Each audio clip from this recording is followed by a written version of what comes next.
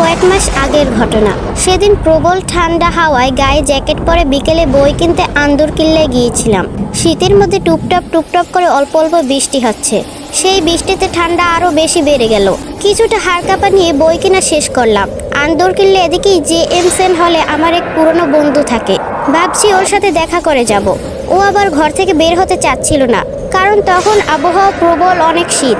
আমার কথায় হার মেনে ওকে আমি ঘর থেকে বের করে নিয়েই আসলাম। ঠান্ডা ভাব দূর করার জন্য চা খেয়ে কিছুক্ষণ চায়ের দোকানে আড্ডা দিলাম।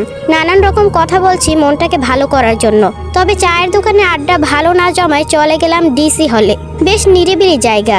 দেখছি কয়েকটা জুটি বেশ আড্ডা দিচ্ছে। কেউ কেউ মোবাইল নিয়ে কথা বলছে। দেখে যা মনে হলো তা স্বাভাবিক কথা নয়। প্রেম করছে মুঠোফোনে। এসব দেখে মনটা বেশ অন্যরকম ফুরফুরে হয়ে গেল। কি আজব পরিবেশ। শীত পড়ছে, তার প্রতি কোনো খেয়াল নেই। পাশে থেকে ফ্লাক্স নিয়ে চাওয়ালা চাচা করছে। কিছু দূর দেখি বাদামওয়ালা চেরাকের আগুন দিয়ে বুট বাদাম বিক্রি করছে। ওকে বললাম, চল বুট বাদাম খাই। ও আবার অনীহা প্রকাশ করলো। জোর করে বললাম, চল খাই। বুট বাদাম কিনে সাথে আরও বেশি আড্ডা জমালাম।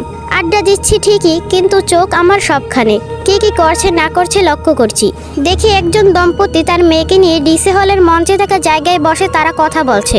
আবার একটা ছেলে একটা মেয়ের হাত ধরে হাঁটাহাঁটি করছে। হঠাৎ দেখি একটা মেয়ে গেট থেকে ঢুকে একলা একলা কিছুক্ষণ ঘোরাঘুরি করছে।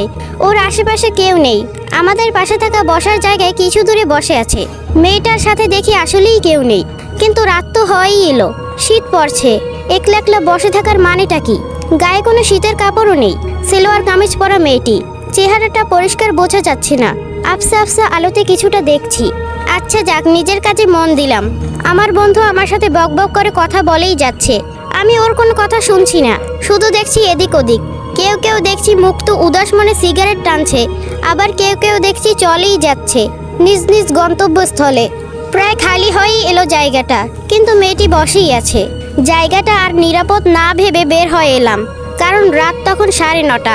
আমার বন্ধুর সাথে রাস্তায় গল্প করে করে এসে ওকে বিদায় দিয়ে আবার আন্দরকিল্লায় আসলাম। আমার বাসা কাপ্তাই রাস্তার মাথা মোড়ে কাজিরহাট ভিতরের গলিতে। 1 নং কালুরঘাট বাস ধরতে হবে, কিন্তু এত দূরে বাস পাওয়া মুশকিল। আন্দরকিল্লা জায়গাও দেখি থমথমে। মনে একটা সংশয় হলো, অন্যদিন তো এভাবে থাকে না, কিন্তু আজ কেন? এসব কথা চিন্তা করতে করতে চিন্তা বাদ দিয়ে বাস আসার প্রতি মনোযোগ দিলাম। কোনোটা বাস যাচ্ছে না। যাচ্ছে বহদ্দর হাট পর্যন্ত। ভেঙে ভেঙে যাওয়া অনেক কষ্টকর, তাই আরও কিছুক্ষণ অপেক্ষা করতে থাকলাম। কিছুক্ষণ পর দেখি একটা নতুন বাস কালুরঘাট বলে চিৎকার করছে। আবারও মনে সংশয় হলো, এত বড় বাস এত রাতে এত সহজে যায় না। বাসটা বেশ নতুন। বাসে উঠে পিছনের সিটে গিয়েই বসতেই দেখি ওই সেই মেয়েটি যাকে আমি একলা একলা ঘোরাঘুরি করতে দেখেছি DC হলে।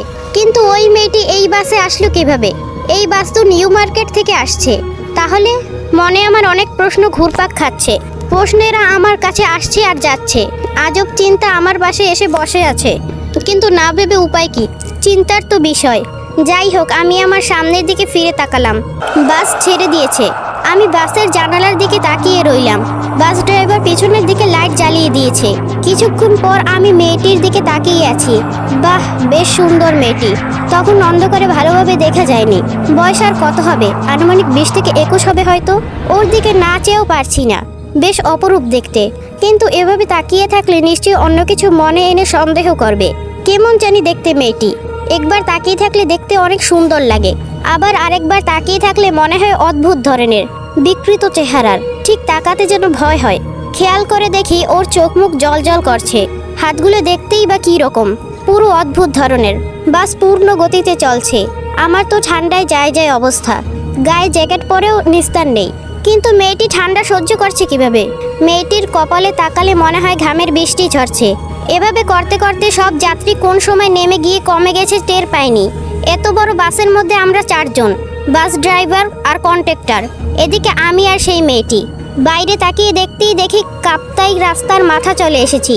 বাস আর কালুরঘাট যাবে না, কারণ কালুরঘাট যাওয়ার মতো যাত্রী নেই। বাস থেকে নামতেই দেখি রাস্তার চারিদিকে সব শূন্য, কেউ কোথাও নেই। কন্ডাক্টরকে টাকা দিয়ে আমি মেয়েটির আগে হাঁটা দিলাম। প্যান্টের পকেট থেকে মোবাইল বের করতেই ঘড়িতে দেখি রাত 11:58 বাজে। এত রাত হয়ে গেছে নিজেও বিশ্বাস করতে পারছি না। সামনের দিকে ফিরে তাকাতেই দেখি মেয়েটি কোন সময় আমার আগে ক্রস করে হাঁটা শুরু করে। আমার আগে আছে ভাবতেই পারছি না।